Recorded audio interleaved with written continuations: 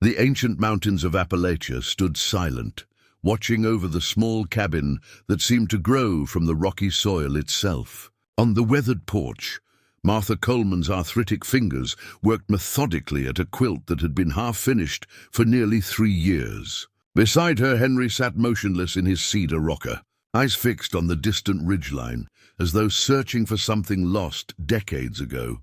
Their dog Rusty lay between them, his graying muzzle resting on paws that once bounded effortlessly through these woods. Now, like his masters, he moved with the deliberate caution of one who knows time is no longer abundant. "Another day passing into nothing," Martha said, her voice carrying the quiet resignation of someone who had stopped expecting answers.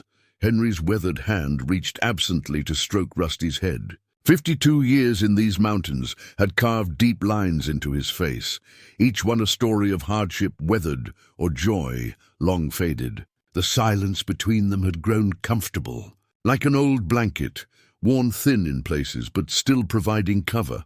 What treasures might still be hiding in these ancient woods, waiting to breathe life back into hearts grown weary with the passing seasons? What forgotten dreams might be buried just beyond their sight? Before we jump back in, tell us where you're tuning in from. And if this story touches you, make sure you're subscribed, because tomorrow I've saved something extra special for you. The Coleman cabin stood as a testament to Henry's craftsmanship. Built by his own hands 47 years ago, it wore its age with quiet dignity. Cedar shingles, silver gray from countless seasons, stone chimney darkened by decades of winter fires. Inside, the main room centered around a hearth large enough to warm the entire space, its mantel displaying the only photographs Martha had managed to keep visible, despite Henry's unspoken rule against remembering. Morning sun filtered through curtains. Martha had sewn when her fingers were nimbler. It illuminated the simple furniture, a couch with an afghan thrown over worn cushions, 2 mismatched chairs, and a dining table that had hosted thousands of silent meals. Off the main room, a modest kitchen with appliances from another era still functioned through Henry's mechanical ingenuity. Their bedroom and a small bathroom completed the space, everything essential, nothing excessive. In the small workshop attached to the cabin's north side, Henry's woodworking tools hung in precise order on pegboard walls. Each chisel, plane, and saw represented countless hours of creation, furniture for their home, repairs to local buildings, and once toys for their son. The layer of dust covering many tools told its own story of hands grown too painful for the work they once loved. Martha ran her cloth over the kitchen counter, the circular motion a meditation practiced over decades. Through the window, she watched Henry splitting logs at his methodical pace, 4 strokes per minute, rest, then 4 more. His once powerful frame now moved with the cautious precision of someone who knew his limits had narrowed. "Need your help with dinner," she called, though the stew wouldn't need tending for hours. Henry nodded almost imperceptibly. This was their dance, her creating reasons for his presence, him accommodating without acknowledgement. They moved through their days like this, finding purpose in routine tasks that required no emotional investment. Their evening meal followed the same choreography as thousands before it. Martha serving, Henry offering a brief nod of thanks, Rusty waiting patiently for scraps that Martha would slip him, despite Henry's disapproving glance. Conversation was functional at best. "Storm coming tomorrow," Henry said, breaking the silence as he reached for more cornbread. "Benson's store has candles on sale." "Thought we might need more," Henry nodded. "I'll drive you in the morning." This constituted a lengthy exchange in their household. Once decades ago, they'd talked for hours, about dreams for their land, about books Martha read, about their son, Jason's future. That well of conversation had dried up when they buried Jason 32 years ago after the logging accident. The words had simply vanished, like water into parched earth. That night, as Martha lay awake, listening to Henry's breathing beside her, she remembered when they'd first arrived, young, strong, and certain they could forge paradise from wilderness. Henry had carried her across the threshold of the half-finished cabin, both laughing as he stumbled. Their son had been born 3 years later, filling the small home with the chaos and joy children bring. Martha turned toward the window, where moonlight cast silver shapes across their bed. Sometimes she wondered if Henry ever thought about the drawer in her sewing cabinet, the one containing 23 birthday cards addressed to their daughter Elizabeth, who had left at 18 and never returned. Elizabeth, who couldn't bear the silence after her brother's death. Elizabeth, whose phone calls Martha answered in whispered tones while Henry worked outside. "We need more firewood for the winter," Henry had said last week, the longest sentence he'd offered in months. Martha had nodded, knowing what remained unspoken, that each year they discussed preparing for a winter they grew less certain of surviving. The drive into Piney Creek took 27 minutes when Henry was behind the wheel. His truck, a 1989 Ford that should have been retired a decade ago, groaned along the winding mountain road, its rust spots spreading like age spots on skin. Martha sat quietly, her purse clutched in her lap, watching familiar landmarks pass. The Johnsons' farm, abandoned 5 years ago when their children convinced them to move to Florida. The turnoff to Blackwater Falls, where tourists sometimes ventured during summer months. The crooked mailbox, where the road turned from gravel to pavement. Piney Creek consisted of 3 streets forming a rough triangle around a courthouse square. Benson's General Store occupied the corner spot, its faded awning advertising groceries, hardware, and necessaries since 1952. Martha noticed the Christmas lights still hanging from the gutters, though April was nearly half gone. "Morning." "Coleman's," Tom Benson called as they entered. At 62, he was considered young in Piney Creek. "Heard we've got weather coming. Need candles," Henry replied. Moving toward the hardware section, Martha lingered by the register, where Tom's wife Judith sorted mail. "Got your prescription refill," Judith said quietly, sliding a white paper bag across the counter. "Doctor said you're overdue for a checkup," Martha nodded. Her heart medication had become increasingly necessary, though she'd told Henry the pills were just for arthritis. Some burdens were hers alone to carry. "Elizabeth called the store yesterday," Judith added. "Asked if you were doing all right." Martha's hands stilled on her purse. "What did you tell her?" "That you're same as ever." "She said she might visit come summer." Martha nodded, though both women knew Elizabeth had been making that promise for 15 years. In the truck, Martha stared at the small cedar box on the dashboard. Henry had made it decades ago to hold loose change and receipts. Now it held 3 letters addressed to Elizabeth, each written on Martha's birthday over the past 3 years. Letters filled with mundane details of mountain life, recipes she thought her daughter might enjoy, news of neighbors. What remained unwritten were the questions that haunted Martha's dreams. "Are you happy? Do you ever think of us? Could you forgive your father before it's too late?" Back home, Martha placed her undelivered letter in the bedroom drawer with 20 others, arranged by date. Some had yellowed with age. The earliest was addressed to Elizabeth Coleman. Freshman dorms, University of Tennessee. The latest bore only Elizabeth Marsh and an address in Charlotte. That Martha wasn't entirely certain was current. The small desk, calendar by her bedside, showed April 17th, 2023. Martha circled May 22nd with her pen, Elizabeth's 47th birthday. Another letter would be written, another envelope addressed, another addition to the collection that served as a one-sided conversation spanning decades. That evening, as rain began to patter against the windows, the phone rang. Henry looked up from his newspaper, surprise momentarily animating his features. The landline rarely rang these days. Martha answered her, "Hello?" Tentative, "Mom?" Elizabeth's voice sounded tired, distant. Martha sat heavily in the kitchen chair, motioning for Henry's attention. "Yes, honey, we're here." Henry returned to his paper, shoulders stiffening. "I just wanted to check in," Elizabeth said. "Tom mentioned Dad's back has been giving him trouble." "He manages," Martha replied, watching Henry pretend not to listen. "How are the kids?" "Michael's finishing college this spring. Jessica had her second baby in January." Martha closed her eyes. A second great-grandchild she'd never met. "That's wonderful news." The conversation continued in this manner, polite exchanges of information without emotional substance. Martha didn't mention the doctor's concerns about her heart. Elizabeth didn't explain why she'd called after months of silence. When they hung up, Martha sat holding the silent receiver for several minutes. Storms moving in faster than they predicted, Henry said finally, folding his newspaper with precision. "Better check the generator." Martha nodded, returning the phone to its cradle. "She says hello," she lied.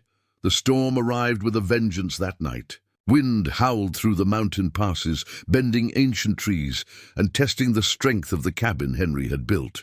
Rain lashed against windows like thrown gravel, while thunder boomed so loudly it seemed to shake the foundation itself. Inside, Martha and Henry sat by lantern light, the power having surrendered hours earlier.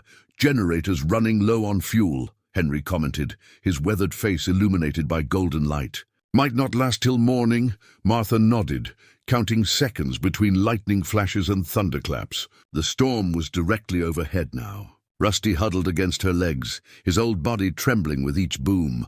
"Worst in years," she said, pulling her cardigan tighter. "Remember that April storm in '87? The one that took out the Wilkersons' barn?" Henry didn't answer, but his eyes flickered with recognition. That had been before Jason died, when conversation still flowed between them like the creek behind their property. Around 3 in the morning, they heard it, a tremendous crack, followed by a ground-shaking thud that made the cabin shudder. "Oak tree," Henry said, the first words he'd spoken in hours. "Big one." When dawn finally broke, it revealed a transformed landscape. Their property, normally neat and ordered by Henry's methodical maintenance, lay scattered with debris. Branches, roof shingles from the shed, the bird feeder Martha had hung last autumn. But most dramatic was the massive oak that had stood sentinel at the forest's edge for centuries. It now lay like a fallen giant, its enormous root system torn from the earth, creating a wall of soil and stone where once there had been level ground. Henry surveyed the damage with stoic resignation. "Be a month of clearing at least," he murmured, calculating the work required for his aging body. Martha watched from the porch, noting how the fallen tree had opened a view into a section of their property they rarely visited, a steep, overgrown hillside beyond their usual paths. After a simple breakfast, Henry donned his work gloves. "Need to clear the driveway first," he said. "Then check the roof." Martha nodded. "I'll start inside." That leak in the spare room's back. They worked separately through the morning, Henry dragging smaller branches to a growing pile, Martha mopping water from windowsills and placing buckets under persistent drips. The rhythm of recovery was familiar. They'd weathered many storms over decades on the mountain. By early afternoon, Henry had cleared enough debris to reach the woodshed. Their winter fuel supply remained mostly intact, but he noted they'd need more before next season. With chainsaw in hand, he approached the fallen oak, assessing where to begin the arduous process of converting destruction into utility. Rusty, who had been following Henry all morning, suddenly trotted past him toward the massive root system of the fallen tree. His posture changed from weary old dog to alert hunter, nose working the air. "Rusty," Henry called. "Get back here." But the dog continued, slipping through a gap where the tree's roots had torn free from the hillside. Henry sighed, setting down the chainsaw to follow. At 76, crawling through underbrush wasn't easy, but he couldn't let Rusty wander off in his excitement. Beyond the root wall lay a section of their property Henry hadn't visited in years, a steep, north-facing slope unsuitable for farming or building. The storm had rearranged the landscape, clearing decades of undergrowth and revealing what had been hidden beneath layers of ivy and brush. Henry stopped short, staring at what the fallen tree had exposed. There, nestled against the hillside and partially collapsed under the weight of years, stood a treehouse. Not some child's simple platform, but an elaborate structure built around the trunk of a massive maple. Weathered boards formed walls and a pitched roof, now sagging dangerously to one side. A rope ladder, long since rotted through, hung in fragments from what appeared to be a small porch. Rusty barked insistently from beneath the structure, digging at something half buried in the disturbed earth. "What have you found, old boy?" Henry muttered, making his way carefully down the slope. Henry made his way carefully down the slope, mindful of loose soil and hidden roots. His knees protested each step on the uneven ground. Rusty continued digging frantically, pausing only to bark when Henry didn't move quickly enough. "What is it, boy?" "Rabbit hole." But as Henry drew closer, he saw Rusty had uncovered something distinctly unnatural, a corner of what appeared to be a wooden box protruding from the disturbed earth. The dog's paws had cleared enough soil to reveal ornate brass fittings, tarnished green with age but clearly decorative. "Leave it," Henry commanded. But his own curiosity was kindled. Kneeling with difficulty, he brushed away more soil. The box was larger than he'd first thought, perhaps 2 feet long and a foot wide. Something buried deliberately, not simply lost. He worked his fingers beneath one edge and pulled, but decades of earth held it firmly. Henry glanced up at the treehouse, assessing its condition. The structure was more elaborate than any child's project. Someone had planned and executed this with skill. The base platform, wrapped entirely around the maple's trunk, supported by both the tree and diagonal braces anchored to the ground. Above, walls and a proper shingled roof had created a true shelter. Time and weather had taken their toll, but the craftsmanship remained evident. "Whose were you?" Henry murmured, a question directed as much to the treehouse as to the partially revealed box. He tried once more to free the box, muscles straining against the resistant earth. Pain shot through his lower back, a sharp reminder of his limitations. With a resigned sigh, he patted Rusty's head. "Need tools for this job." "Come on." Back at the cabin, Martha looked up from mending a quilt when Henry entered. "Thought you'd be cutting wood all afternoon," she remarked. Henry hesitated, then said, "Found something you should see." Martha's eyebrows rose slightly. This deviation from routine was notable in itself. "Rusty found it," Henry continued, gathering a shovel and pry bar from the utility closet. "Old treehouse, hidden on the north slope, and something buried. Treehouse." Martha set aside her mending. "From when?" "The Petersons? Before them, I'd guess. It's been there a long time." Martha followed Henry outside, curiosity bringing more energy to her step than he'd seen in months. "What do you mean, something buried?" "Box of some kind. Brass corners." They made their way together across the property, navigating the fallen branches and debris. When they reached the root wall of the toppled oak, Henry helped Martha through the narrow gap, his hand lingering supportively at her elbow. "Oh, my," Martha whispered when the treehouse came into view. "It's like something from a storybook." Henry nodded. "Somebody built it proper.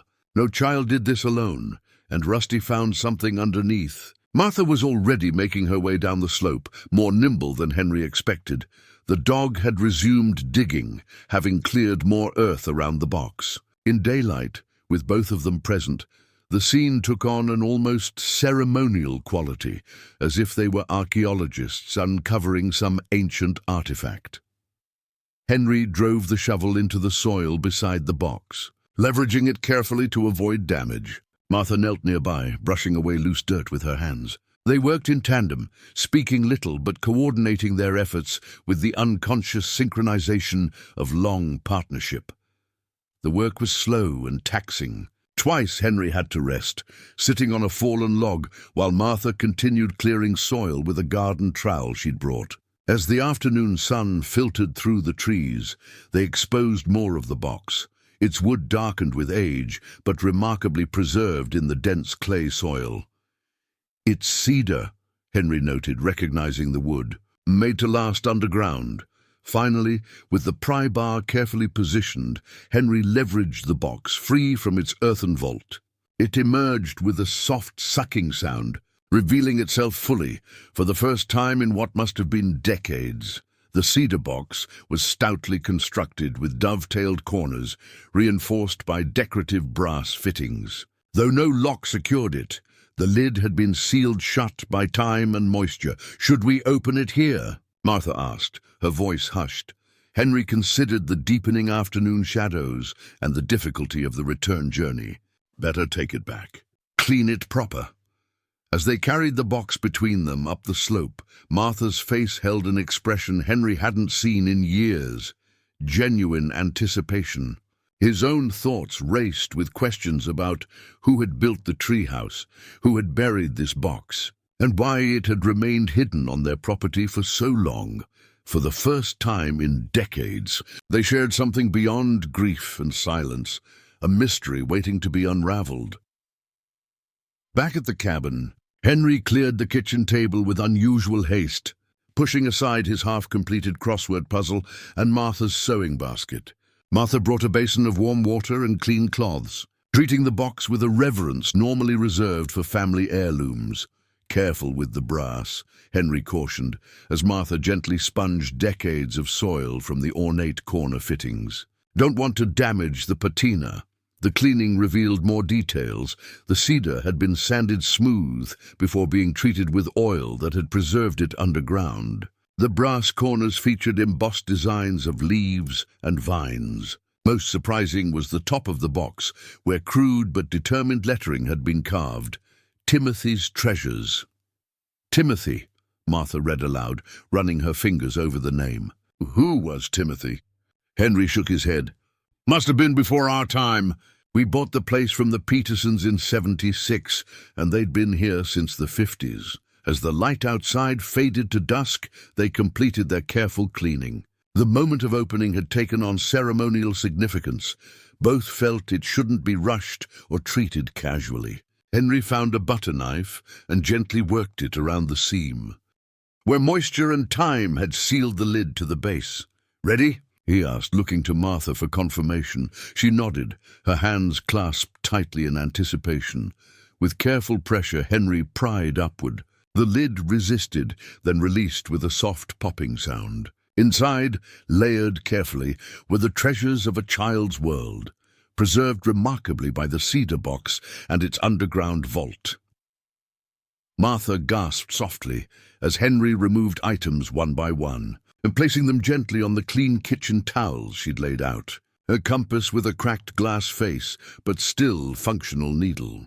A Swiss Army knife, its red casing faded but intact. Several polished stones and unusual feathers. A small tin box of colored pencils, their points still sharp. A collection of baseball cards bound with a rubber band that crumbled when touched. "Look at these," Martha whispered, carefully unfolding yellowed papers that revealed hand-drawn maps of imaginary places, labeled with names like Dragon's Cave and Pirate Cove. At the bottom of the box lay a carefully wrapped bundle secured with twine. Henry untied it slowly, revealing a stack of Polaroid photographs, remarkably preserved by their careful storage. The images showed a boy of perhaps 10 or 11, thin and serious-faced, often posed beside the treehouse in various stages of construction. "This must be Timothy," Martha said. Studying the child's solemn expression, one photo showed the boy standing proudly on the completed treehouse porch, a man's hand resting on his shoulder, though the adult was mostly out of frame. Another captured him arranging items in what appeared to be the cedar box they'd just opened. He buried his treasures like a time capsule, Henry observed, his voice softer than usual. "But why?" Martha wondered. "And why did no one ever retrieve them?" Henry had no answer. They continued examining the contents, handling each item with care, archaeological artifacts from a child's life. Among the last items was a folded piece of notebook paper, its blue lines faded but still visible. Martha opened it carefully, revealing a child's handwriting. "Property of Timothy Peterson, age 11. This is my special collection. If you found it, please put it back because I might need it someday." "Peterson," Henry repeated. "Must have been their son." Martha's brow furrowed. "I don't recall the Petersons mentioning a boy. Only their adult daughter who lived in Cincinnati." They sat in contemplative silence, surrounded by the carefully preserved treasures of a child they'd never known. A boy who had lived on their land, built an elaborate treehouse, and buried his special possessions with the intention of returning someday. "We should have dinner," Martha finally said, though neither moved to clear the table. The mystery of Timothy Peterson had captured them both, kindling a curiosity neither had felt in years. That night, They ate sandwiches on TV trays in the living room, Timothy's treasures still arrayed on the kitchen table. Their conversation, usually limited to practical matters, now centered entirely around questions of who this boy was, why he'd built such an elaborate treehouse, and what might have prevented him from retrieving his treasured collection. For the first time in decades, Henry and Martha went to bed with minds full of something beyond their own grief and isolation. In the darkness, Martha whispered, "We should go back to the treehouse tomorrow." "There might be more to find, weather permitting," Henry replied. But they both knew that barring another storm, they would return to uncover more of Timothy's story. Morning brought clear skies and a palpable anticipation that had been absent from the Coleman household for years. Martha rose earlier than usual, preparing a heartier breakfast than their normal toast and coffee. Henry emerged from the bedroom to find the table set with plates of eggs, bacon and biscuits. "Going to need our strength," Martha explained. Answering his unspoken question, they ate with purpose, discussing their plan for exploring the treehouse. Timothy's treasures remained displayed on the counter where they'd carefully arranged them the night before. Rusty sensed the unusual energy, staying close to Henry's chair instead of settling in his usual morning spot by the wood stove. "Should bring a ladder," Henry said between bites. "That rope won't hold anymore," Martha nodded. "And I found a flashlight with fresh batteries." The inside must be dark after all these years. As they prepared to leave, Martha hesitated by the counter, then carefully wrapped several of Timothy's items in a clean dish towel. "Should return these to where they belong," she explained. The walk to the treehouse took longer than the day before. They moved deliberately, bringing tools and supplies. Henry carried an aluminum extension ladder over one shoulder, while Martha followed with a canvas bag containing the flashlight, work gloves, and Timothy's treasures. In daylight, with the initial shock of discovery behind them, they could better appreciate the tree house's craftsmanship.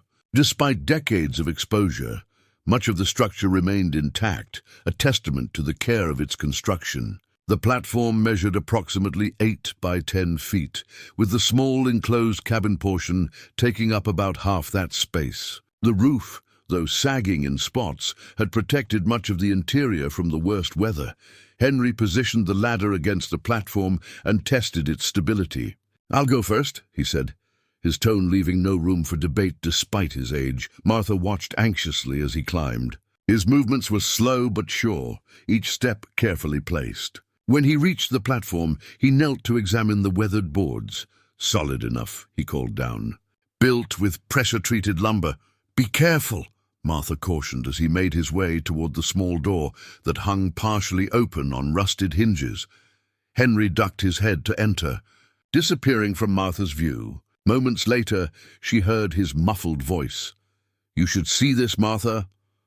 With determination that overrode her usual caution, Martha mounted the ladder, Rusty watching attentively from below. Henry's hand appeared in the doorway, helping her safely onto the platform.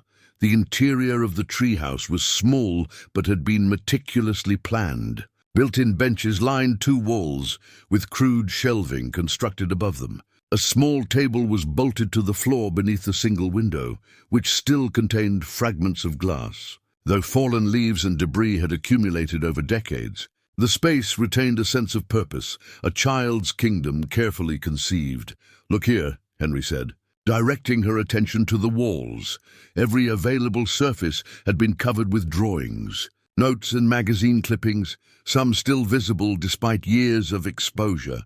Images of astronauts, baseball players, and comic book heroes shared space with hand-drawn maps and plans. But most remarkable was a composition notebook secured to the wall with rusted thumbtacks, its cover faded but still intact. Martha carefully removed the notebook, its binding cracking slightly as she opened it. The first page bore the same careful handwriting they'd seen on the note in the cedar box, the official journal of Timothy Peterson, commander of Falcon's Peak Observatory. Together, they sat on the dusty bench and began to read. The journal documented Timothy's project from conception to completion, spanning nearly 2 years from 1967 to 1969. His entries combined imaginative play with practical details about construction challenges. Weather conditions and materials scavenged or requested. Dad helped with the hard parts, one entry noted. He says, I have a good eye for design. Other entries revealed a lonely but resourceful child, creating elaborate stories around his treehouse, sometimes a spacecraft. Other times a fortress or scientific outpost. He'd named it Falcon's Peak, after a hawk family that nested nearby, but as they continued reading, the tone of the entries began to change. References to tiredness and doctor visits appeared with increasing frequency. One entry from summer 1969 read, Mom cried again after we came back from Dr. Wilkins. I pretended not to notice, but I heard her and Dad talking late at night. They think I'm asleep, but I know something's wrong. Martha's hand trembled slightly as she turned the page. This poor child, she whispered. Henry's face had grown solemn. Keep reading, he said quietly. The afternoon light filtered through the treehouse window, casting long shadows as Martha and Henry continued reading Timothy's journal. Hours had passed unnoticed, their usual schedules forgotten in the absorption of discovering this boy's story. Martha's legs had grown stiff from sitting on the narrow bench, but she showed no inclination to move.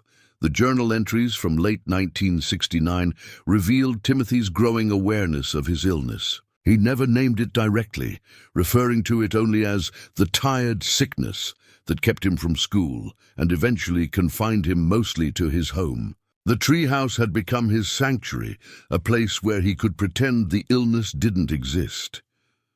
October 14th, 1969, Martha read aloud. Dad carried me to Falcon's Peak today.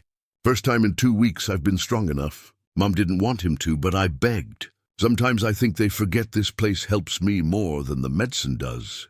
Henry's weathered hand touched the page gently, tracing the increasingly unsteady handwriting. Boy had grit, he said quietly. As they read further, they found references to a collection of photographs Timothy had taken with a Polaroid camera, a Christmas gift during what would be his final year. I'm documenting everything, he'd written. So when I get better, I'll remember what it was like during the tired time. Henry reached into his jacket pocket and withdrew the stack of Polaroids they'd found in the cedar box. Viewing them now, with context from the journal, each image took on deeper meaning. The serious expression on the boy's face wasn't just childhood solemnity, but the look of someone carrying a weight beyond his. Here's one photograph showed the interior of the treehouse decorated with streamers and a hand-lettered sign reading Moon Landing HQ, July 20th, 1969. The accompanying journal entry described how his father had carried up a small battery-powered television so Timothy could watch the Apollo 11 landing from his command center. He loved this place, Martha whispered. It was his escape. The final journal entries were dated spring 1970. The handwriting had deteriorated significantly, some words trailing off mid-sentence. The last complete entry read, Dad says we need to go stay near the hospital for a while. Mom's packing everything. I made Dad promise not to tell anyone about Falcon's Peak. It's going to wait for me until I come back stronger. I buried my important stuff under the north corner. Map is inside my Robinson Crusoe book if I forget where. Martha closed the journal, her eyes moist. He never came back, did he? Henry shook his head silently. As the sun began to set, they carefully explored the rest of the treehouse. Behind a loose wallboard, they discovered a hidden compartment containing more photographs, these showing Timothy with his parents. In one, a thin woman with kind eyes and a tired smile stood beside a tall man with Timothy between them. All three posed proudly in front of the newly completed treehouse. Look at this, Henry said, extracting another photo that had slipped behind the others. The image showed Timothy in a hospital bed, pale and thin but smiling. He held up a drawing of his treehouse with the words, "Coming back soon," written across the bottom. The date stamp on the Polaroid's white border read, May 12th, 1970. Martha's hand went to her mouth. "So young," she whispered. Henry nodded, carefully gathering the photographs. Each image captured a moment in this boy's brief life. His determination, his imagination, and the parents who had supported his dream of a kingdom in the trees. As they prepared to descend the ladder, Henry paused, looking around the small space with new eyes. "We should fix it up," he said suddenly. "Clean it out. Make it weathertight again." Martha studied her husband's face, seeing an expression she hadn't witnessed in decades. Purpose. "Yes," she agreed. Timothy would want that. The walk back to the cabin was quiet, both lost in thoughts of the boy and his treehouse. Rusty trotted ahead, occasionally looking back as if to ensure they were following. The evening air had turned cool, reminding them that despite the day's discoveries, time continued its steady march forward. As they approached the cabin, Martha said, "I wonder what happened to his parents." "Could ask around," Henry replied.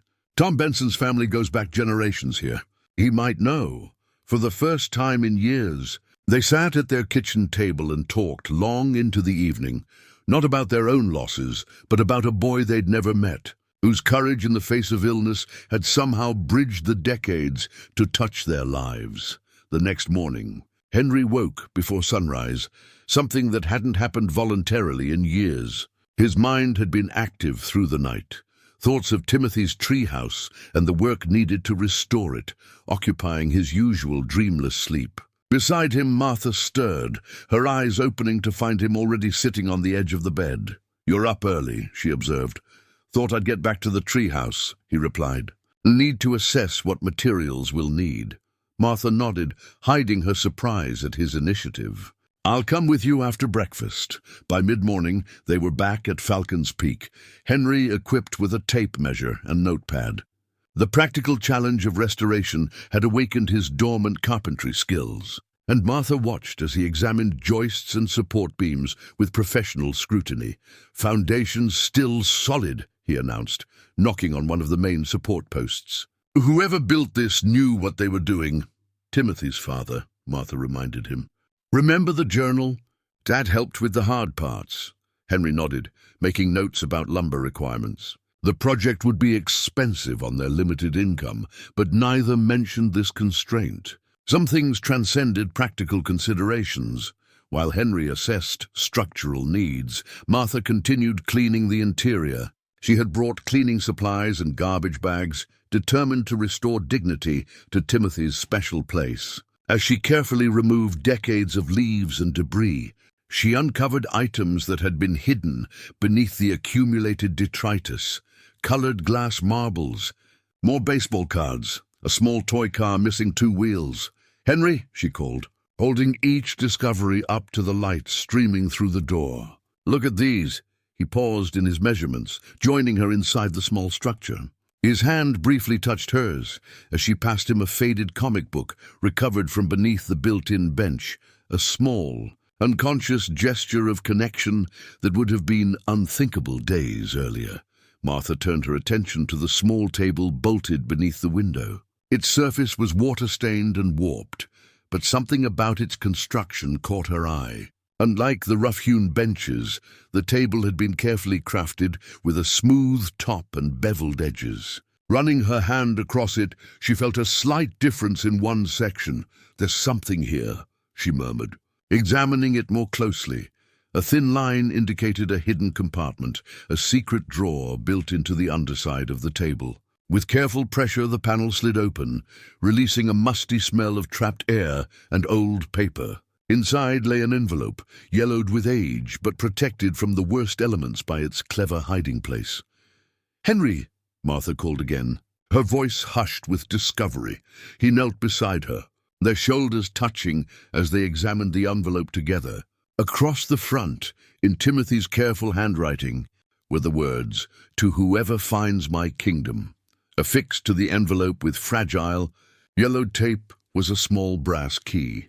Martha's hands trembled slightly as she carefully removed the tape, freeing the key before gently opening the envelope. Inside was a single sheet of lined paper, folded precisely. She unfolded it with reverence, smoothing it against the table's surface, and began to read aloud. "Dear Finder, if you're reading this, you've discovered my secret place. Falcon's Peak is the best thing I ever made, and I hope it brought you happiness like it did for me.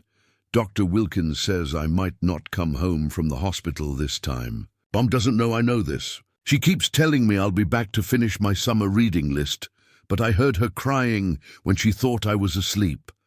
I wanted someone to find this place someday and know it belonged to me. I buried my treasure chest with all my favorite things so they'd be safe until I could come back. The key opened something more important, the metal box hidden in my special cave. Dad helped me find it last summer, and nobody knows about it except us. Follow the creek behind the treehouse upstream until you see 3 big rocks shaped like stairs. The cave is behind the rhododendron bushes. Inside is where I kept my most special things.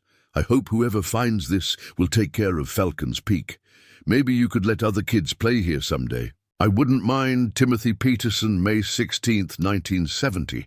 Martha's voice broke on the date. Henry's hand moved to cover hers, an instinctive comfort neither acknowledged verbally. He knew, Henry said quietly.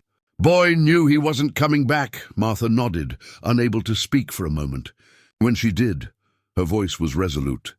We need to find that cave, Henry. We need to finish what Timothy started. Henry studied the brass key, small and ornate in his weathered palm. First thing tomorrow, he agreed. We'll follow the creek.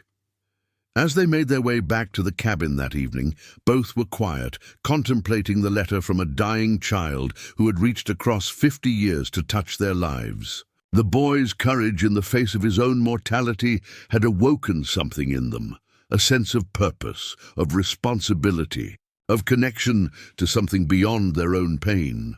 Dawn broke with unusual clarity after a night of rain. The mountain air scrubbed clean and carrying the scent of wet earth and pine. Henry stood at the kitchen window, coffee mug in hand, watching the eastern sky lighten from purple to pink to gold. Martha moved about the kitchen with purpose, packing sandwiches and water bottles into Henry's old canvas backpack. Creek might be running high after the rain, Henry observed. Martha nodded. I found those rubber boots in the back closet, the ones you used for fishing. The breakfast dishes were cleared with efficiency, their usual languid morning routine replaced by a sense of mission. Rusty sensed their anticipation, staying close as they gathered supplies, flashlights, work gloves, a small first aid kit. The brass key remained in Henry's shirt pocket, secured with a safety pin. Ready? He asked, holding the door for Martha. She paused, then reached for her pill bottle on the counter, slipping it discreetly into her pocket. Her heart condition remained unacknowledged between them, but today's expedition would demand more exertion than she'd attempted in years. The walk to the treehouse had become familiar, but today they continued past it, following the small creek that coursed down the mountainside behind Falcon's Peak. The path, if it could be called that, was overgrown and slippery from the night's rainfall. Henry led the way, using a walking stick to test uncertain ground and occasionally extending his hand back to Martha for particularly steep sections. Creek turns up ahead, he said, pointing with his stick. Gets rockier. Martha nodded, conserving breath. The elevation was affecting her more than she wanted to admit, but determination kept her moving forward. Rusty ranged ahead, occasionally disappearing into the underbrush before returning to check on their slower progress. After 30 minutes of careful hiking, the terrain changed noticeably. The gentle creek bed gave way to a rockier course, where water tumbled over small ledges. The surrounding vegetation thickened, with rhododendrons creating a verdant tunnel alongside the water. Should be watching for 3 rocks, Martha reminded, referring to Timothy's letter. Shaped like stairs. They moved more slowly now, scrutinizing the landscape. 50 years had changed the terrain. Trees had fallen, and new ones grown. Erosion had reshaped the creek bed, and vegetation had reclaimed clearings. Whatever landmarks Timothy had known might be unrecognizable now.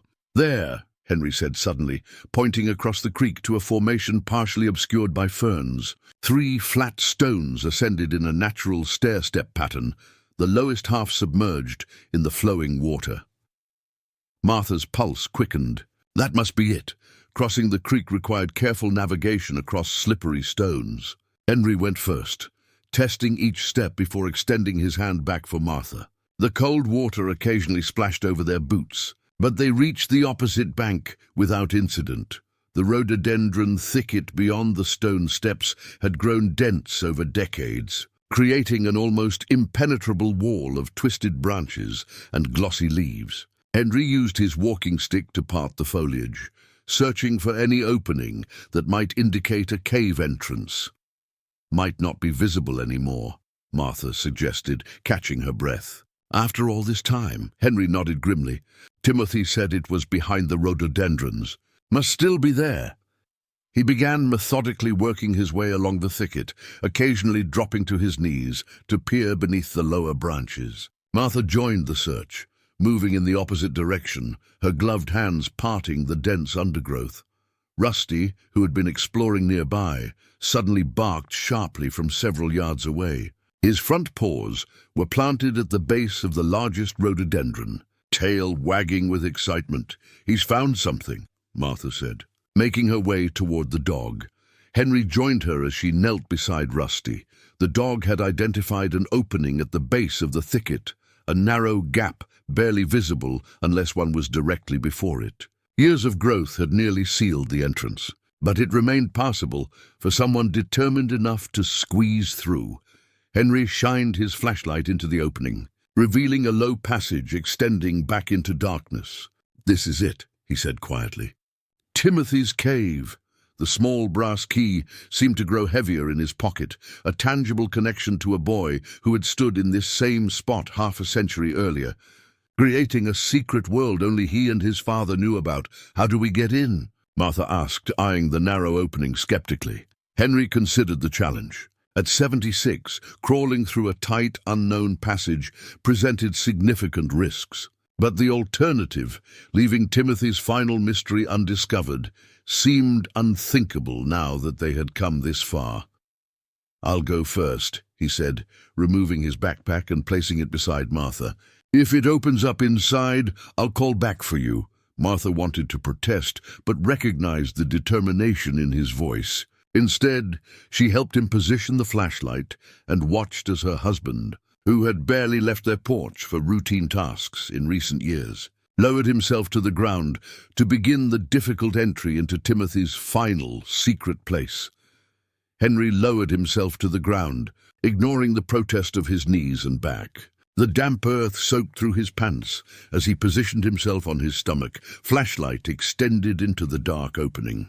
The passage was narrower than it had appeared, barely wide enough for his shoulders. For a moment, he hesitated, wondering if his body would betray him halfway through. "Can you see anything?" Martha asked, kneeling beside him. "Not much. Opens up some, I think." He took a deep breath, then began to inch forward on his elbows, pushing with his toes for propulsion. The passage was tight but navigable. Roots from the rhododendrons hung down, occasionally catching on his clothing.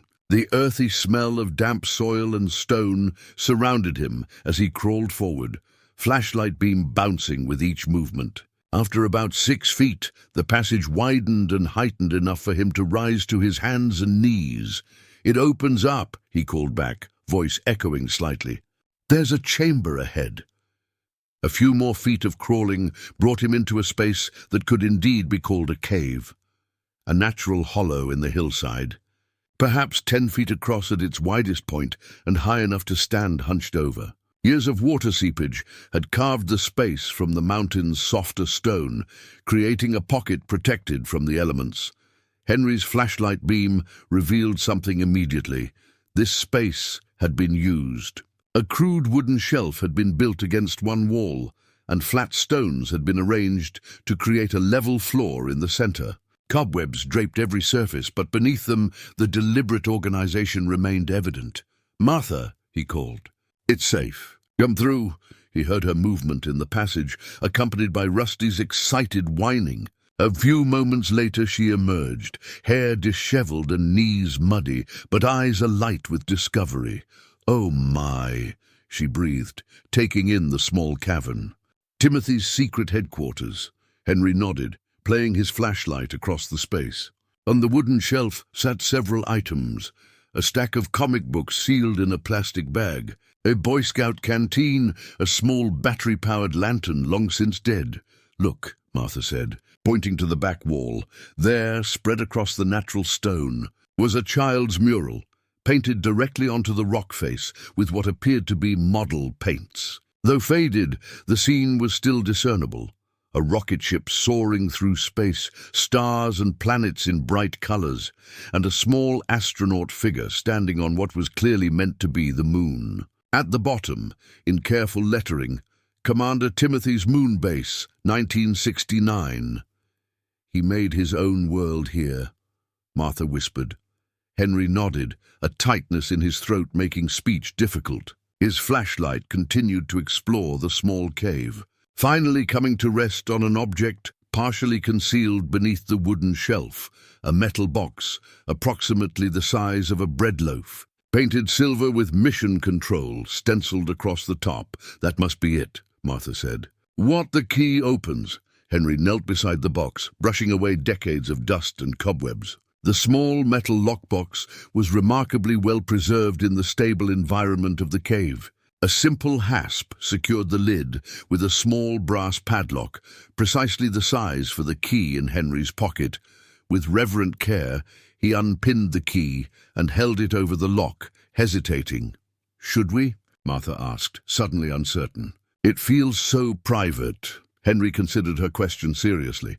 "Timothy wanted someone to find this," he said finally. "Left us the map, the key. Wouldn't have done that if he didn't want it opened." Martha nodded, kneeling beside him on the stone floor. "You're right. He was leaving this for whoever found his kingdom." The key slid into the lock with perfect precision. After 50 years of waiting, the mechanism still functioned, turning with a soft click that echoed in the small space. Henry lifted the lid slowly, revealing the contents Timothy had considered his most precious possessions. Inside lay a carefully folded American flag, the small kind given at patriotic school events. Beneath it, a NASA patch and official-looking certificate naming Timothy an honorary junior astronaut, a slim journal bound in red leather, and most poignantly, a sealed envelope addressed simply, "To my parents." Martha's hand went to her mouth. "He left them a goodbye letter." Henry nodded, understanding the weight of what they'd discovered. This wasn't simply a child's time capsule, but a deliberate final message, prepared by a boy who knew he was running out of time, but couldn't bear to say goodbye directly. Carefully, Henry closed the box without removing anything. "We need to find his parents," he said firmly. "If they're still alive, they should be the ones to open that letter." "After 50 years?" Martha asked. "How would we even start?" Henry's expression was resolute. "Town records, church directories. Tom Benson might know something." He secured the box under his arm. "Timothy trusted us to find this. Now we need to finish what he started." As they prepared to leave the cave, Martha's flashlight caught something they'd missed, a crude map drawn on a piece of cardboard, pinned to the far wall. Partially hidden by shadows, it showed the treehouse, the cave, and a dotted line connecting them. At the bottom, in a child's careful printing, "Timothy's secret kingdom, keep out unless invited." "He created his own world," Martha said softly, "when the real one was failing him." Henry nodded, a new understanding settling into his heart. "And now it's ours to protect."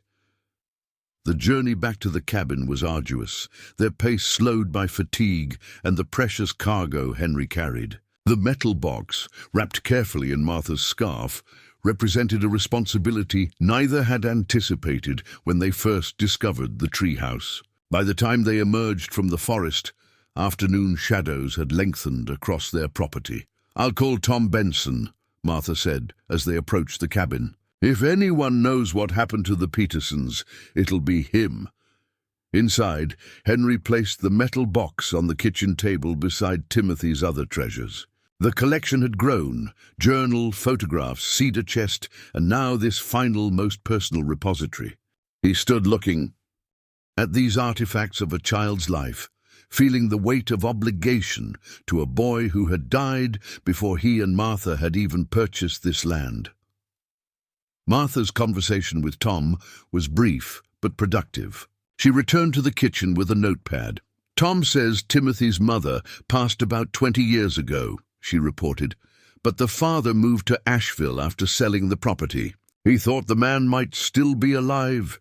He wasn't that old when they sold to the Petersons." "Asheville," Henry repeated. "That's something. Tom's going to check some old church records. Says his father kept careful notes about where former members relocated. The remainder of the day passed in quiet purpose." Henry cleaned the metal box carefully, removing decades of dust without disturbing the paint. Martha prepared a heartier dinner than usual, acknowledging without words the emotional and physical toll of their expedition. That evening, Henry surprised her by retrieving his laptop, a seldom-used gift from their daughter years earlier. "What are you doing?" Martha asked. "Research," he replied simply, opening the county records website he'd occasionally used for property tax questions. Together, they sat at the kitchen table, the blue light of the screen illuminating their focused faces as they searched for traces of the Peterson family. Hours passed as they followed digital breadcrumbs. Property records led to newspaper archives, which mentioned a James Peterson who had worked at the local sawmill until 1970. "That timing matches," Martha observed. "He would have left when Timothy—" She didn't finish the sentence. She didn't need to. By midnight, they had constructed a partial timeline. James and Margaret Peterson had purchased the property in 1962 and sold it to the Wilkersons in late 1970, several months after the date on Timothy's final letter. The Wilkersons had owned it briefly before selling to Henry and Martha in 1976. "There's a James Peterson in the Asheville phone directory," Henry noted, squinting at the screen. "Could be him. He'd be in his late 80s now," Martha calculated. "If it's him." They decided to wait for Tom's church record information before making contact. The responsibility of potentially reopening such profound grief after 50 years weighed heavily on them both. The next morning brought rain, a gentle, persistent drizzle that shrouded the mountains in mist. Martha stood at the window, watching droplets trace paths down the glass, her thoughts on a boy who had once looked out at these same mountains. The phone rang, startling them both. "Martha, it's Tom. Found something you might want to see. Old Church Bulletin from Christmas 1970 has an address for the Petersons in Asheville. We'll be there within the hour," Martha replied. The drive to Piney Creek was silent, both absorbing the gravity of what they were undertaking. Tom met them at the general store, a yellowed church newsletter in hand. "Peterson family was well liked," he said, pointing to a notice expressing the congregation's sympathies on the loss of their son and their best wishes for their new start in Asheville. "Timothy died in June 1970. Leukemia, I think. My mother always said it was a blessing he went quickly at the end." Martha's eyes filled at the confirmation of what they had suspected. "Address is there," Tom continued. "Course it's 50 years old now." "Thank you," Henry said, carefully folding the newsletter. "This helps." As they prepared to leave, Tom added, "I made some calls. James Peterson still lives in Asheville. Moved to a retirement community called Willow Ridge about 10 years ago. Wife passed in 99. Martha and Henry exchanged a look of surprise. "You called ahead?" Martha asked. Tom shrugged. "Figured you'd want to know. Small towns keep track of their own, even the ones who leave." He scribbled an address on a slip of paper. "This is current as of last year. My cousin's daughter works in administration there. The drive back to the cabin was charged with new purpose." The metal box sat between them on the truck's bench seat, a tangible connection to a grieving father who had never received his son's final message. "We should go tomorrow," Henry said, as they turned onto their property. "Weather's supposed to clear." Martha nodded, her hand moving unconsciously to rest atop the box. What if it's too painful for him, after all this time? Henry considered this. Timothy wanted him to have it. We're just delivering what belongs to him. As they approached the cabin, their focus was so completely on their mission that neither immediately noticed the changes to the landscape. The storm-fallen oak had been partially cleared with smaller branches neatly stacked. And there, halfway up the slope to the treehouse, stood a figure, tall, white-haired, wearing work gloves and holding a chainsaw. Henry slowed the truck, squinting through the windshield. "Who the hell is that on our property?" The figure turned at the sound of the truck, raising a hand in greeting. Martha leaned forward, her breath catching. "Henry, look at his face." The stranger's features were weathered, but unmistakably similar to the man in Timothy's photographs. 50 years older, but with the same strong jaw and broad shoulders. James Peterson had somehow found his way back to his son's kingdom. Henry stopped the truck, engine idling, as he and Martha stared at the white-haired man standing on their property. The stranger set down his chainsaw and walked toward them, his movements surprisingly spry for a man who must be in his 80s. "You must be the Colemans," he called as he approached. "I apologize for the trespassing." Henry stepped out of the truck, instinctively positioning himself between the stranger and Martha. "How do you know our names?" The man stopped a respectful distance away, removing his work gloves. "Tom Benson told me. I'm James Peterson. I owned this property back in the 60s. Martha emerged from the truck, the metal box clutched in her arms. "We were just coming to look for you," she said, her voice unsteady. James Peterson's eyes fixed on the silver box, recognition dawning across his weathered features. "Where did you find that?" he asked quietly. "The storm," Henry explained. "Knocked down the big oak. Exposed the treehouse. Timothy's treehouse," Martha added. "We found his things. His journal. The cave." James Peterson's composure faltered momentarily, his hand reaching for the truck's hood to steady himself. "The treehouse is still there?" "After all this time?" Henry nodded. "It needs work, but it's standing. We've been getting to know your son through what he left behind. 50 years, James murmured. "I always wondered if it was still there." He looked up at the hillside, where the treehouse stood partially visible through the trees. "Tom called me yesterday. Said someone had found Timothy's things. I got in the car this morning. Had to see for myself." Martha stepped forward, extending the metal box. "This belongs to you. We found it in the cave. Timothy left. He left a letter for you and your wife." James stared at the box, making no move to take it. "Mission control," he said softly. "That's what he called it. We painted it together during one of his better weeks." His eyes lifted to meet Martha's. "You've been in the cave?" "Yes," she nodded. "We followed his map. Rusty, our dog, helped us find the entrance." "I couldn't go back," James admitted. "After we lost him. Couldn't bear to see his special places empty. Margaret wanted to before we sold the property, but I couldn't do it." Henry understood this instinctively, the impossibility of confronting spaces that should contain those we've lost. "Would you like to see it now?" he asked. "We can take you." James hesitated, then nodded once, decisively. "Yes, that's why I'm here, isn't it? After all this time." The walk to the treehouse was taken at a deliberate pace.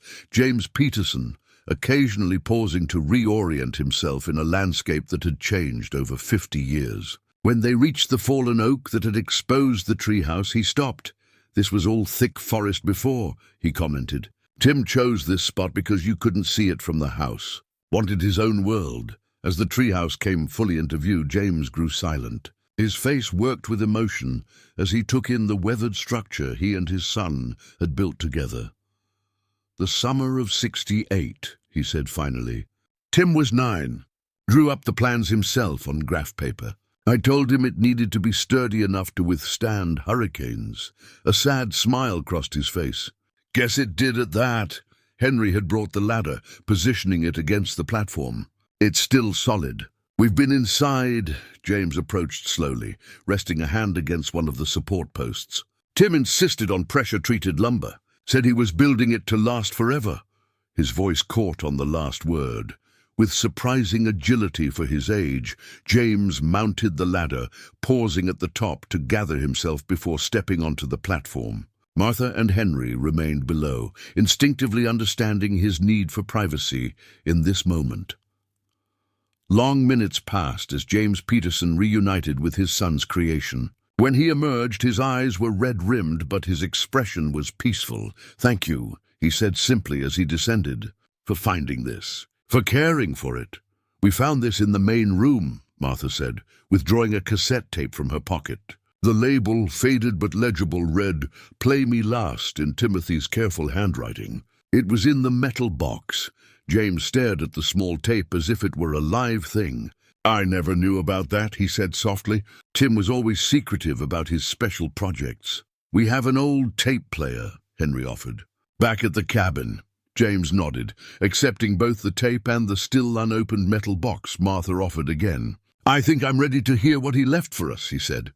After all this time, as they walked back toward the cabin, James shared memories of Timothy, his fascination with the Apollo missions, his determination to build the treehouse despite growing weakness, his insistence on making the cave a proper headquarters with shelving and a flat floor.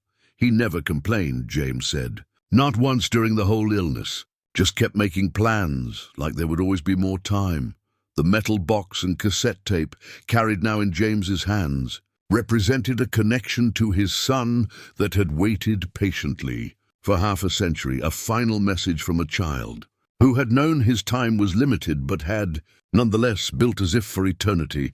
The cabin's main room had never felt so full of presence. James Peterson sat in Henry's usual chair, the metal box balanced on his knees, while Martha searched through a storage cabinet for the old cassette player she knew was there somewhere. Henry had made coffee, the rich aroma filling the space with warmth against the afternoon chill. "Here it is," Martha announced, emerging with a dust-covered Sony recorder. "Hasn't been used in years, but it should work." She set the device on the coffee table and plugged it in, relief crossing her face when a small red light indicated power. James stared at the machine, his fingers tracing the lettering on the cassette tape he held. "I'm not sure I can do this," he admitted quietly. Henry understood the man's hesitation. Some doors, once opened, could never be closed again. "We can leave you alone," he offered. James shook his head. "No, you found him. Found all this. You're part of it now." He extended the tape to Martha. "Would you?" Martha accepted the cassette with reverence, carefully examining it before inserting it into the player. Her finger hovered over the play button, awaiting James's final confirmation. He nodded once, steeling himself. The tape began with several seconds of silence. Then a click, as if someone had adjusted the microphone. Then, clear and startlingly present, a child's voice filled the room. "Hello, this is Timothy Peterson, commander of Falcon's Peak Observatory and Moon Base Alpha." A pause, then more quietly. "If you're listening to this, it means I didn't make it back from the hospital." Martha's hand went to her mouth. Across from her, James closed his eyes, his chest rising and falling with carefully controlled breathing. "I wanted to make this tape because there are some things I need to say, and sometimes it's hard to say important things face to face. Mom, Dad, I hope you're the ones who found this. If not, whoever's listening, please make sure my parents get to hear it." The voice was steady, remarkably composed for a child confronting his own mortality. "First, I want you to know I'm not scared. Dr. Wilkins explained everything to me last week when you were talking to the nurse, Dad. I know what's happening. I know about the leukemia and that the new treatment probably won't work. It's okay. I've had a really good life." James made a small, involuntary sound, quickly suppressed. "Dad, thank you for building the treehouse with me. It's the best thing I've ever had. Better than Christmas and birthdays combined. Every time I go up there, I feel like I can breathe better. Like I'm somewhere the sickness can't follow me." A rustling sound on the tape. Then Timothy continued, "Mom, thank you for never treating me like I was fragile, even when I was. For letting me keep going to school when I felt good enough. And for reading to me when I didn't. The stories helped me go places when my body couldn't." Another pause, longer this time. When Timothy's voice returned, it was slightly less steady. "I need you both to know something important. I've heard you arguing sometimes. Late at night when you think I'm asleep. I know Dad thinks we should have gone to the hospital in Chicago sooner, and Mom thinks we should have stayed home longer. I need you to know that none of this is anyone's fault. Not yours, not the doctor's, not mine. It just happened." Henry glanced at James, whose face reflected decades-old pain freshly exposed. The tree house and the cave are the best things in my whole life. They're my legacy. That's what Mrs. Harrison talked about in school, the things you leave behind that tell your story. I'm leaving my kingdom to whoever finds it next. I hope they love it like I did. Timothy's voice brightened slightly. I put some special things in this box. The junior astronaut certificate that NASA sent me. The flag from Grandpa Joe's funeral that you gave me, Dad. And I wrote something for each of you in my red journal. Private things. A longer pause followed, filled with the soft hiss of the tape recording. I don't want you to be sad forever. That's not a good legacy. When I'm gone, I want you to remember the good parts. Like when we watched Neil Armstrong step on the moon from the treehouse, or when we had a picnic in the cave during that thunderstorm. Remember the happy things, okay? The sound of a door opening came through the recording, and a woman's distant voice called, "Timothy." "Lunch is ready, sweetheart." "Coming, Mom," Timothy called back. Then quieter, close to the microphone, "I have to go now. I love you both more than everything. Even more than Falcon's Peak, even more than the moon and all the stars." A rustling sound, then silence. A click as the recording ended. In the quiet that followed, the only sound was James Peterson's uneven breathing as he fought for composure. Martha reached over and gently pressed the stop button on the cassette player. The small mechanical sound seemed to break the spell, and James covered his face with his hands, shoulders shaking with silent grief. Henry stood and moved to the kitchen, offering privacy without abandonment. Martha remained seated, her own tears falling unchecked. None of them spoke. What words could possibly follow a child's farewell from across half a century? Outside, rain began to fall again, a gentle patter against the windows. Rusty moved quietly to rest his head on James's knee, offering the simple comfort that only animals know how to give without complication. Time suspended itself in the cabin's main room. The cassette player sat silent, Timothy's voice still resonating in the air, though the recording had ended. James Peterson remained in Henry's chair, his composure gradually returning as he stroked Rusty's head with mechanical gentleness. "He knew," James said finally, his voice rough. "All that time he knew, and he tried to protect us from his own dying." Martha nodded, unable to find adequate words. "We never talked about it," James continued. "Not directly. Margaret and I thought we were shielding him. Turns out he was the one shielding us." He looked down at the metal box still balanced on his knees. With steady hands, he opened it again, this time examining the contents more carefully. The small American flag, carefully folded. The NASA Junior Astronaut Certificate with Timothy's name printed in official-looking font. And the red leather journal Timothy had mentioned. He was so excited about that certificate, James remembered, a fragile smile forming. Wrote to NASA himself. Some public affairs officer must have taken pity on a sick kid. He lifted the journal, turning it over in his hands before opening to the first page. Inside the cover, Timothy had written, "Private Thoughts of Commander Timothy Peterson. Mom and Dad, only read this if I don't make it back from the final mission." James looked up, meeting Martha and Henry's eyes. "I don't think I can read this right now," he admitted. "You don't have to," Martha assured him. "You have time." From the box, James removed the last item, a photograph he hadn't examined closely before. It showed Timothy standing proudly beside the completed treehouse, James's arm around his shoulders. On the back, Timothy had written, "Please find my parents and tell them I was happy in my kingdom until the end." James's hand trembled slightly as he read his son's words. "He thought of everything," he murmured. "He wanted you to know," Henry said, returning from the kitchen with fresh coffee. "Wanted to make sure you'd find out he was at peace."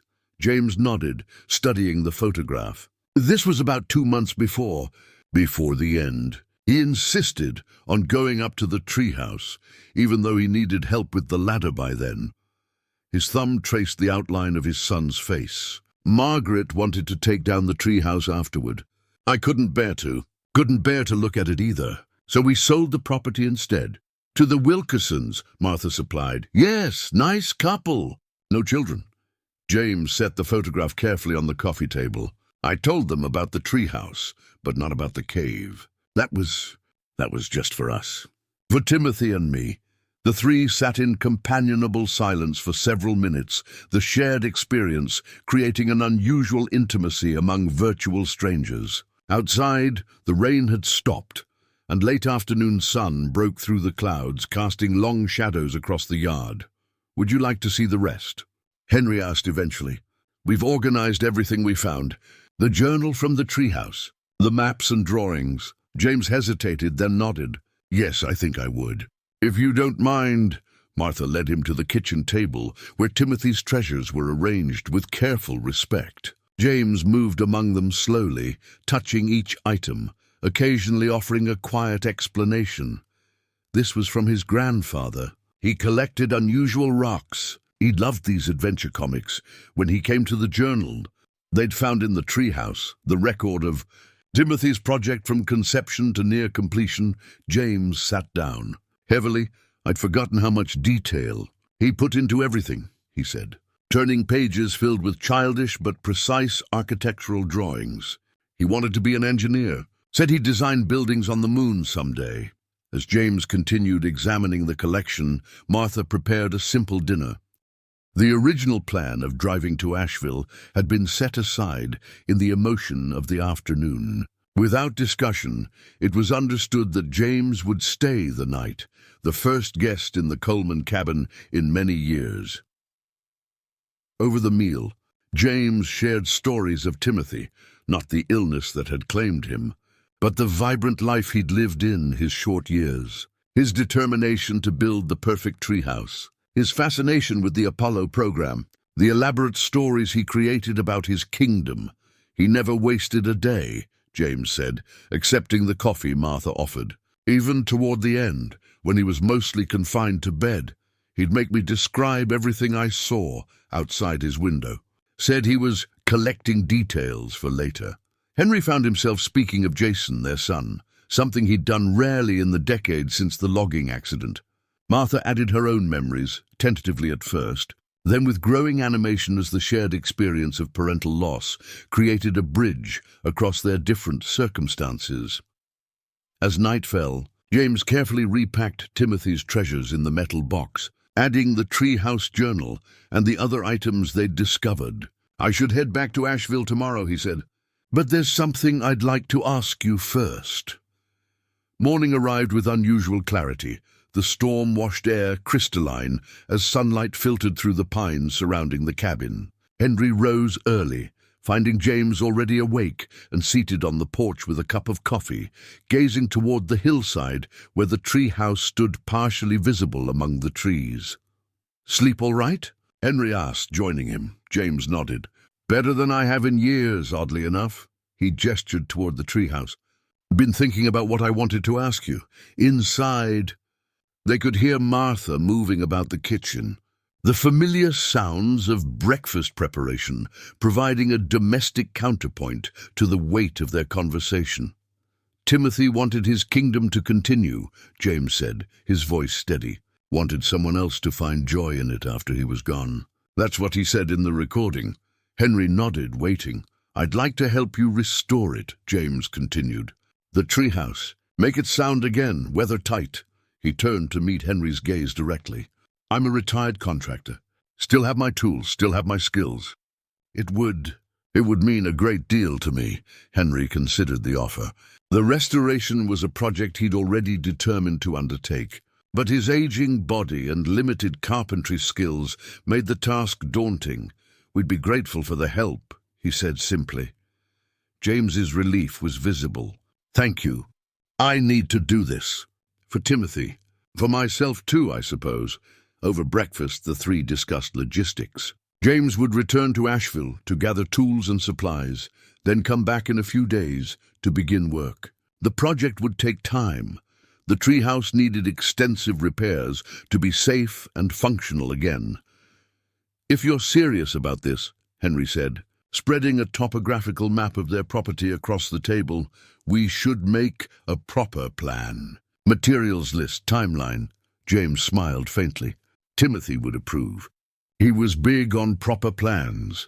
They spent the morning in focused discussion of practical matters, lumber requirements, roofing options, structural reinforcements. The conversation, centered on tangible problems with clear solutions, provided a necessary balance to the emotional intensity of the previous day. As James prepared to leave, Martha handed him a carefully wrapped package. "Timothy's treasures," she explained. "Everything we found. The journals, the photographs. They belong with you." James accepted the package with reverence. "Thank you, both of you, for finding this, for keeping it safe." He hesitated, then added, "for caring about a boy you never met." After James departed, promising to return within the week, Henry found himself drawn to the treehouse. Without discussing it, Martha joined him for the walk up the slope, Rusty trotting ahead with unusual energy.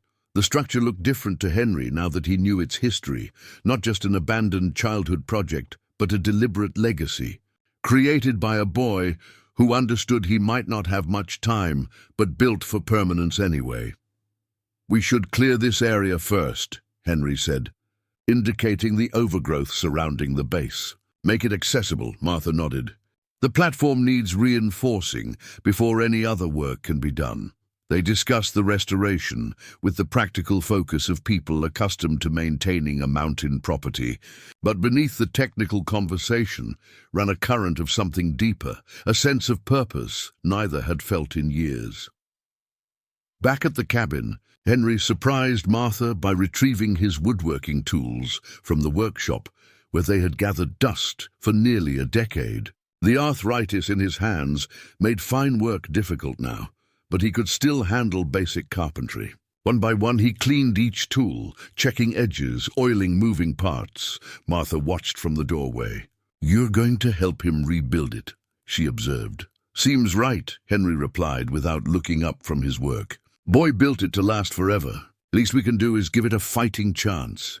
Later that afternoon, Martha found Henry at his desk, carefully drawing up plans based on their observations and measurements. His movements were deliberate, the pencil moving across the paper with the precision that had characterized his earlier life as a craftsman.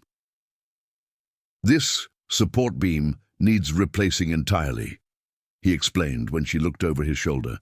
"And the roof will need complete reconstruction." Martha rested her hand lightly on his shoulder, a casual touch that would have been unusual between them just days ago. "It's going to be a big project," Henry nodded, adding a measurement to his drawing. "Worth doing right, though." That evening, as they sat on the porch watching darkness settle over the mountains, Martha said, "I called Elizabeth." Henry looked up sharply. Their daughter's name was rarely spoken between them. Told her about Timothy's treehouse, about James coming to help restore it. Martha paused. "She asked if she could come see it. Maybe bring her grandchildren when the work is done." Henry was silent for a long moment, absorbing the implications of this potential reconciliation. "Treehouse should have children in it again," he said finally. Martha nodded, her eyes bright with unshed tears. "That's what I told her." Timothy would have wanted that. The weeks that followed brought a transformation to the Coleman property unlike anything seen in decades. James Peterson arrived with his truck loaded with lumber, tools, and a determination that belied his 83 years. Henry worked alongside him daily, their different carpentry styles complementing each other as they methodically restored Timothy's kingdom. Martha contributed in her own way, researching preservatives for the wood, preparing hearty lunches that the men ate at the work site, documenting the restoration with her digital camera. Each evening, the three would gather on the porch to review progress and plan the next day's tasks. "We should replace these support posts entirely," James would say. Pointing to his sketches, "Could reinforce them instead," Henry would counter. Original wood has character. Their friendly debates over methodology masked a deeper process, the healing that comes through purposeful work and shared mission. Both men, long accustomed to solitary living, found unexpected comfort in this late-life partnership. For Martha, the project brought an awakening of social connections long dormant. She began making regular trips to town for supplies, lingering to chat with shopkeepers. She invited Tom Benson and his wife for dinner, the first guests besides James they'd entertained in years.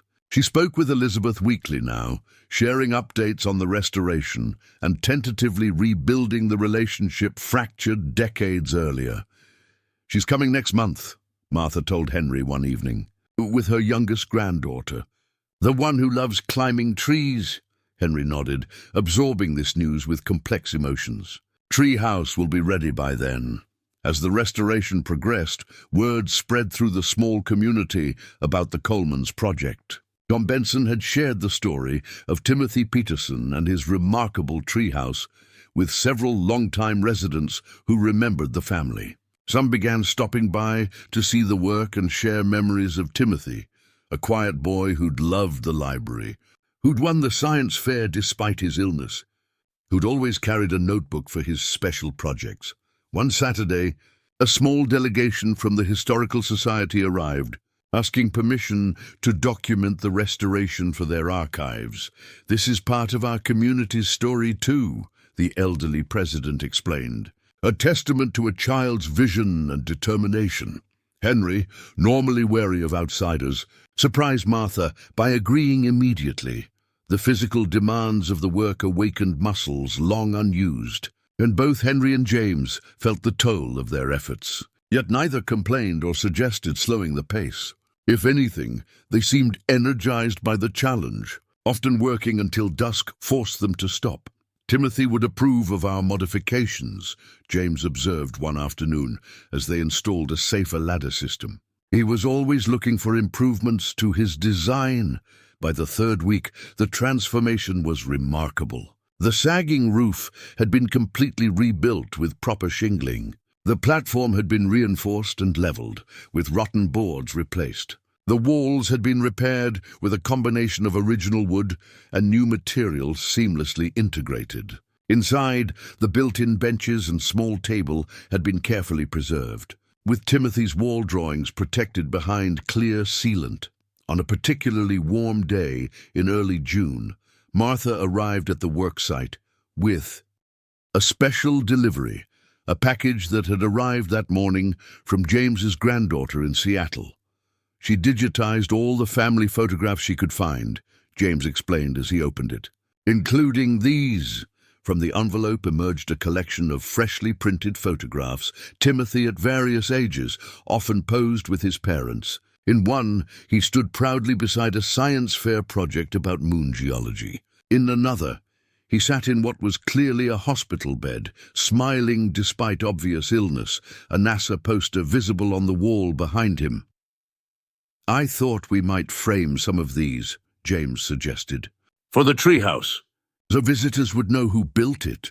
Martha nodded, examining the images with misty eyes. "A memorial of sorts?" "No," James corrected gently.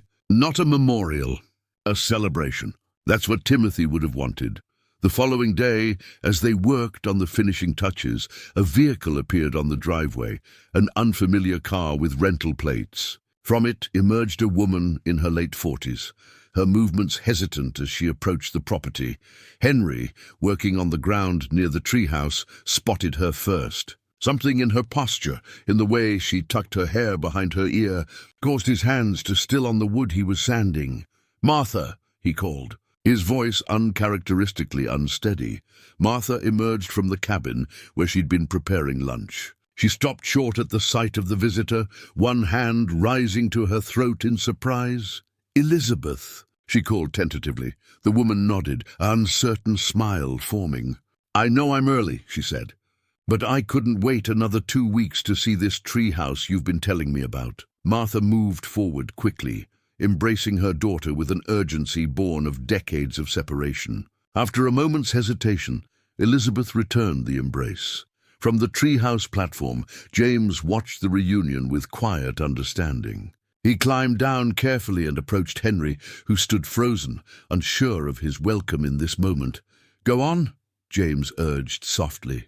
"Some repairs can't wait." As Henry moved tentatively toward his wife and daughter, James turned back to the treehouse, to Timothy's kingdom, now renewed through the combined efforts of strangers connected by a boy who had built for eternity, despite knowing his own time was brief.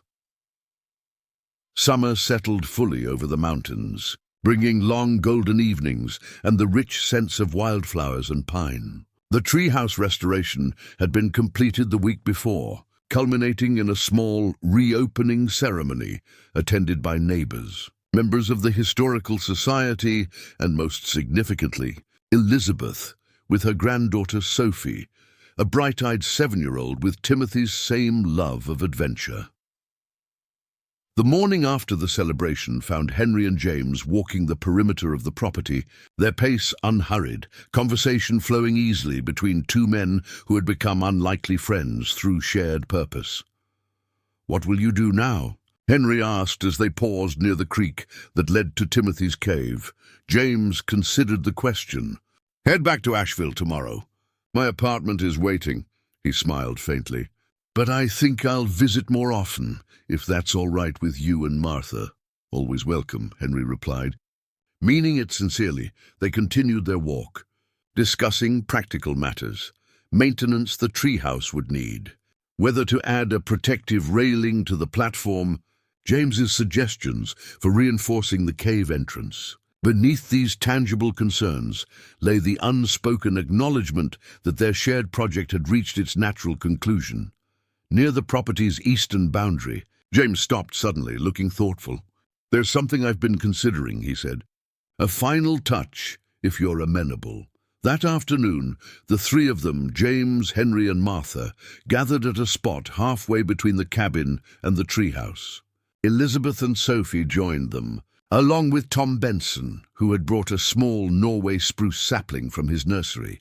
Timothy always wanted this property to have a special tree that would grow as tall as the mountains. James explained to Sophie, who listened with solemn attention, something that would be here for generations of children to enjoy. With ceremonial care, they prepared the planting site. Henry dug the hole, his movements deliberate despite protesting joints. Martha carefully removed the sapling from its container, loosening the root ball as Tom had instructed. Elizabeth added water to the prepared soil, creating the nutrient-rich mixture the young tree would need. James knelt beside Sophie. "Would you like to help me plant Timothy's tree?"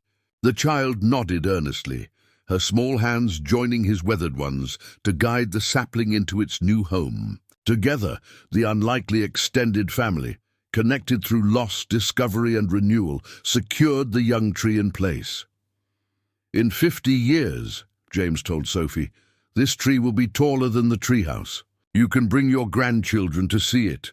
The child's eyes widened at the thought of such an expanse of time, much as Timothy's might have when imagining his treehouse standing for generations. Later, as evening approached, Martha and Henry sat on their porch, watching the shadows lengthen across their property. Elizabeth had taken Sophie to explore the treehouse one last time before their departure the next day, and James was resting inside, the exertions of the past weeks finally catching up with his 83-year-old body. "Strange how it all unfolded," Martha observed, her hand resting lightly on Henry's. A fallen tree, revealing Timothy's world, his father returning after all these years, Elizabeth coming home. Henry nodded, his gaze moving from the newly planted sapling to the treehouse visible on the hillside. "Boy built better than he knew," he said quietly. "Created something that outlasted him, brought people together decades later." Martha's fingers interlaced with his, a simple gesture that would have been unthinkable months earlier. "Do you think we'll be all right now?" she asked, the question encompassing their marriage, their relationship with Elizabeth, their remaining years. Henry considered this, watching as Sophie emerged from the treehouse, her delighted laughter carrying across the distance as Elizabeth followed her onto the platform. "I do," he answered finally. "Timothy showed us how." In the gathering twilight, Rusty trotted up from the direction of the treehouse, settling contentedly at their feet. From inside came the sounds of James moving about the kitchen, insisting on preparing dinner despite their protests. The evening breeze carried the scent of pine and fresh earth. From the newly planted sapling, the mountain property, that had for so long been a place of silence and isolation now hummed with life and connection, legacy more powerful than Timothy could have imagined when he buried his treasures and recorded his final message. His kingdom had not only been found but expanded, bringing healing to families separated by both death and the silence that so often follows profound loss. As darkness settled fully over the mountains, lights glowed from both the cabin and the treehouse, twin beacons of warmth against the vastness of the night sky that Timothy had so loved. Between them, barely visible in the fading light, the small sapling stood, a promise of growth, of continuation, of life persisting beyond individual endings.